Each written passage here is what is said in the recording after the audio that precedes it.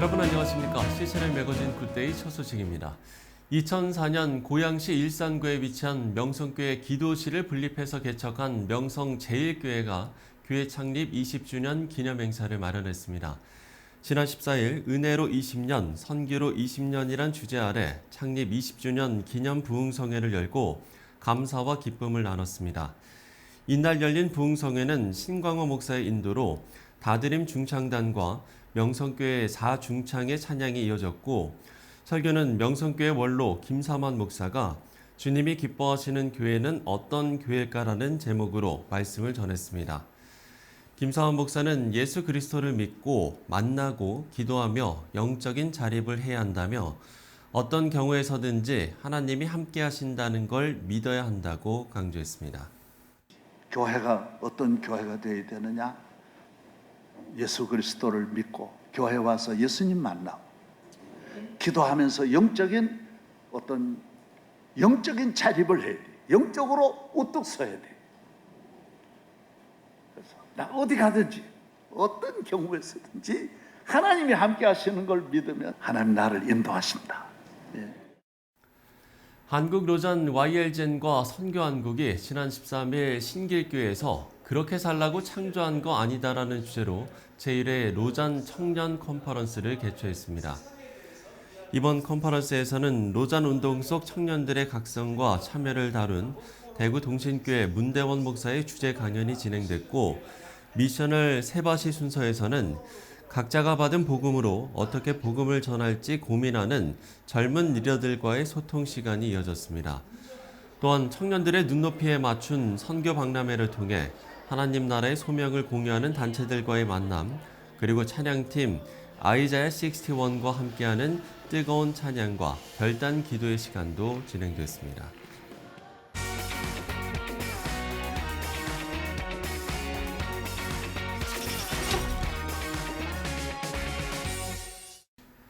네, 다음 세대에게 복음을 전하기 위해서 다양한 노력을 하고 계신데요. 오늘은 서울 관악구에 있는 영락의료과학고등학교 이야기를 나눠보려고 합니다.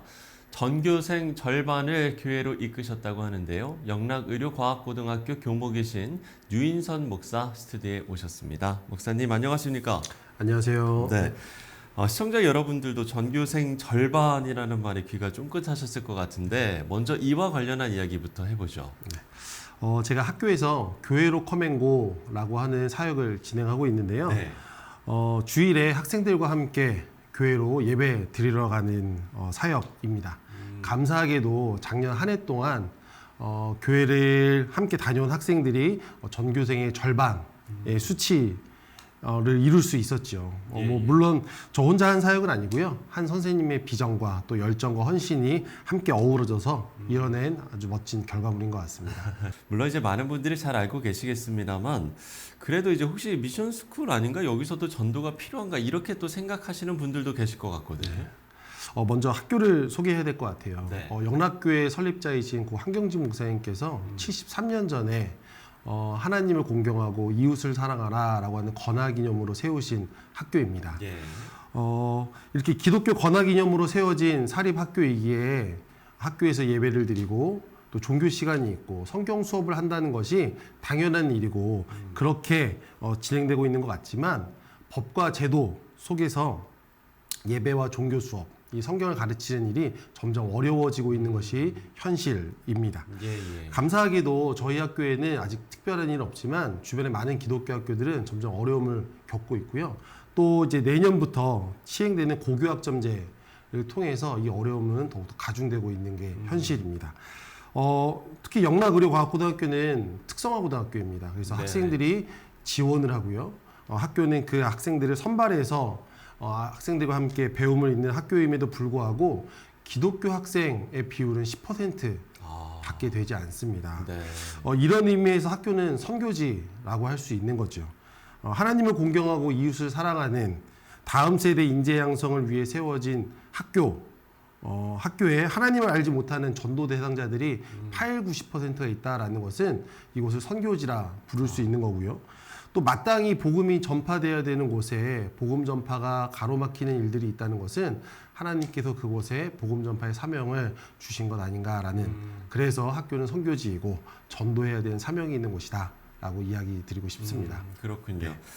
그럼 이제 본격적으로 앞서 이제 이야기를 했던 컴앤고 프로그램 이 이야기를 좀 해보도록 하겠습니다. 구체적으로 어떻게 좀 진행을 하셨는지도 궁금한데요. 먼저 이 사역을 시작하게 된 이유는요. 네. 당연히 목사이고 또 전도의 사명이 있기 때문에 학생들과 함께 즐거움으로 교회 가기 시작했습니다. 그랬더니 이제 그 모습을 보고서 저도 가고 싶어요. 교회가 어떤 곳인지 궁금합니다. 이런 친구들이 많이 늘어나게 되었어요. 또 네. 특별히 코로나 때 신앙의 단절을 경험한 아이들이 다시금 교회로 가고 싶은데 안 간 기간이 너무 오래되다 보니까 다시 가는 것을 어려워하고 힘들어하는 친구들이 있었습니다. 그래서 그 친구들을 바라보면서 이들과 함께 교회 한번 가보고 또 교회를 처음 가본 친구들에게 좋은 교회를 소개시켜줘야겠다라는 생각으로 이 사역이 시작되게 되었습니다. 이 교회로 컴앤고라고 하는 그 이름에 모든 것이 담겨 있는데요. 교회로 컴 한다는 것은 교회를 잘 다니는 친구들이 저를 교회로 초대하는 거예요. 근데 저를 초대할 때는 목사님만 오세요가 아니라 네. 자기가 전도하고 싶은 친구가 분명히 있는 겁니다. 그럼 저는 같이 교회 갈 사람 이렇게 분위기를 공유해서 주변에 학급에 있는 친구들을 데리고 교회 가게 되는 거죠. 그리고 또 반대로 교회로 고라고 하는 거는 한 번도 교회를 가보지 않은 친구들이 교회가 어떤 곳인지 궁금해서 저에게 한번 같이 가주세요 요청하는 겁니다. 그러면 이들에게 그냥 교회 가, 동네 가까운 교회 가라고 하는 것이 아니라 그 학생에게 잘 맞는 어울리는 또 건강한 교회를 소개시켜주는 책임이 있습니다. 그래서 제가 교회를 직접 찾아서 이들과 함께 그 어색한 발걸음이 되지 않도록 네네. 교회로 안내하는 것이 이 사역입니다. 그래서 지금 한 2년 반 정도 이 사역을 진행하고 있는데요. 아이들과는 교회 가서 예배 드리자라는 표현보다도요. 네. 교회 놀러 가자. 교회 가서 나랑 놀자. 교회 가서 나랑 밥 먹자. 라고 하면서 아이들과 함께 이 사역을 진행하고 있습니다. 예, 그렇군요. 목사님의 그 말씀을 좀 정리를 해보면, 그러니까 이제 학생들이 교회에서 다른 학생들과 관계를 맺어가고, 또 거기에서 또 신앙 안에서 좋은 친구들과 또 목사님을 만나서 뿌리를 내리는 것. 이게 이제 컴앤고 프로그램의 마지막 단계라고 보면 되겠습니까? 네, 맞습니다. 교회로 컴앤고를 통해서 학생들이 잘 적응할 수 있는 교회를 찾아주고요. 네네. 또 그 교회 뿌리, 믿음의 뿌리를 잘 내릴 수 있도록 도와주는 것. 또 무엇보다도요, 건강한 교회를 잘 찾아주는 것. 이것이 교회로 컴앤고의 마지막 단계라고 생각을 합니다. 예. 교회로 컴앤고를 통해 교회를 출석하게 되고요. 정착해서 졸업 후에도 신앙생활을 잘 하고 있는 친구들이 한 지금 4명 정도 있습니다.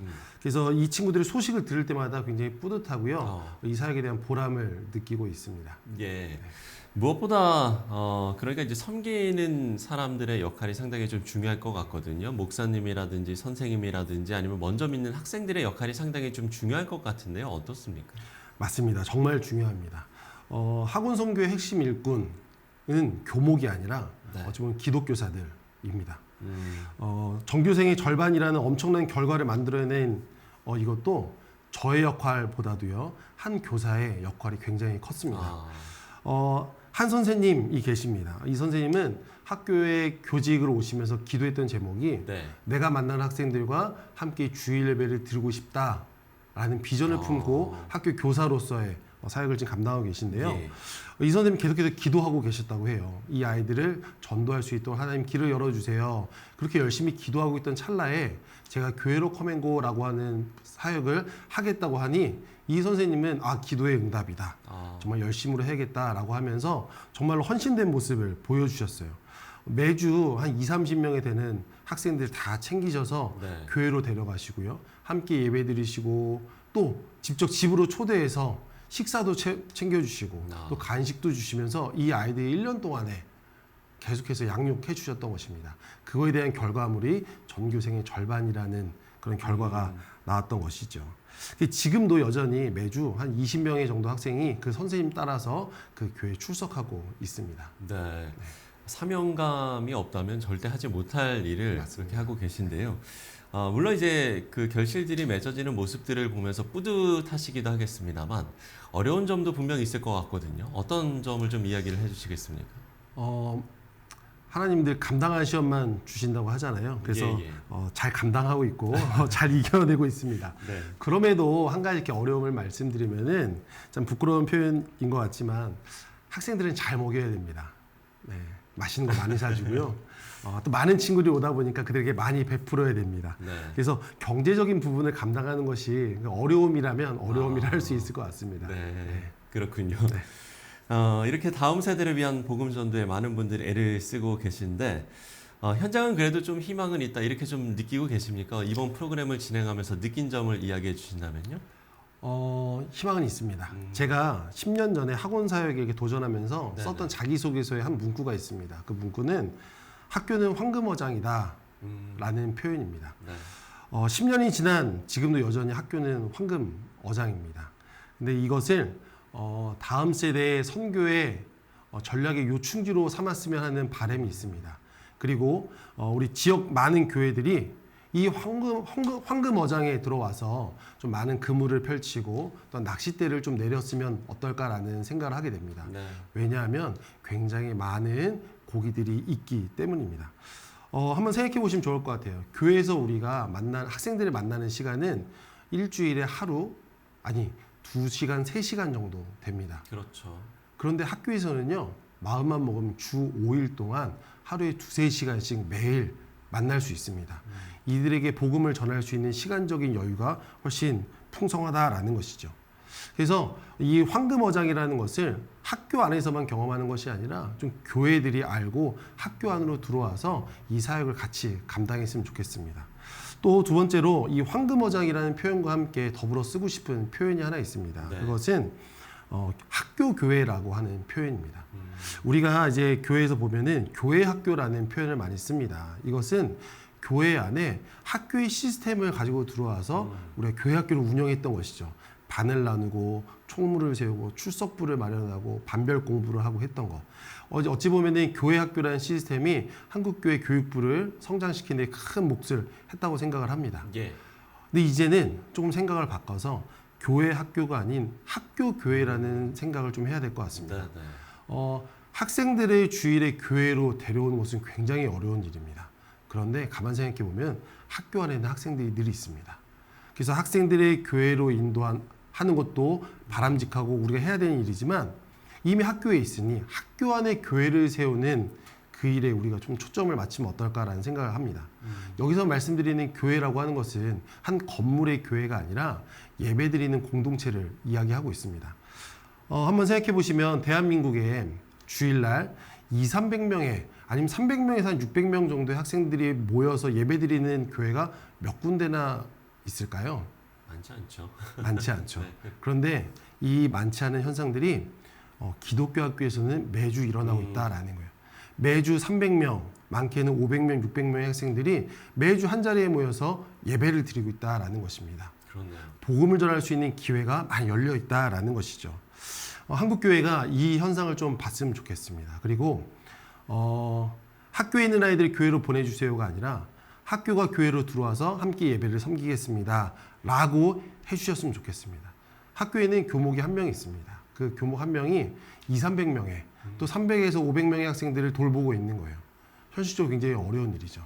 여기에 교회 사역자를 파송해주고 예배를 도우고 또 많은 부분에서 협력을 한다면은 이 학생들이 예배를 즐거워하면서 교회에 대한 마음을 열고 주일에 자연스럽게 교회로 발걸음을 옮길 수 있지 않을까. 이것이 희망이지 않을까라는 생각을 하고 있습니다. 예, 그렇군요. 학교는 황금어장이고 또 우리가 학교는 정말 학교 교회라는 그런 어떤 패러다임의 전환이 필요하다 이런 말씀을 해주셨습니다. 끝으로요, 다음 세대를 위한 기도 제목이 상당히 좀 많으실 것 같거든요. 기도 제목 나눠주시고 오늘 이야기 마무리 짓도록 하겠습니다. 전국의 초등학교에서 대학교까지 기독교 학교의 수는 468여개 됩니다. 네. 아마도 우리 시청하시는 분들이 주변을 둘러보면은 꼭 주변에 한두 개의 기독교 학교는 자리하고 있을 것입니다. 좀 이 학교들을 찾아보시면서 좀 둘러보시면서 기독교 학교를 위해 기도해 주셨으면 좋겠습니다. 법과 제도 속에 많은 어려움에 직면해 있습니다. 저는 그러한 상황 속에서도 하나님께서 그 학교에 주신 비전과 사명을 또 기억하며 또 여호수아처럼 강하고 담대하게 나아갈 수 있는 그 학교와 또 학교의 관리자들 또한 그 학교에서 또한 하나님의 지혜를 전한 것에 사명을 받은 기독교사들을 위해 기도해 주셨으면 좋겠습니다. 그들을 통해서 다음 세대의 믿음의 씨앗들이 심겨질 수 있도록 기도해 주시기를 부탁드립니다. 예. 자, 전국 460여 개 정도가 되는 기독교 학교를 위해서 우리 시청자 여러분들도 많은 기도 부탁드리겠습니다.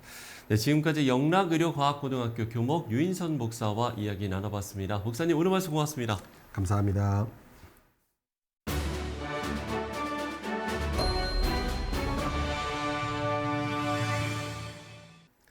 네, 앞서 이야기를 나누면서 다음 세대 신앙에 대해서 지금은 염려보다는 기대와 기도, 또 적극적인 지원으로 돕는 일, 이게 가장 필요하다는 생각을 다시 하게 됐습니다. 그리고 여전히 하나님을 찾는 다음 세대들이 많이 있다는 것도 잊지 않아야겠습니다. 시천의 매거진 굿데이 오늘 순서는 여기까지입니다. 시청해주신 여러분 고맙습니다.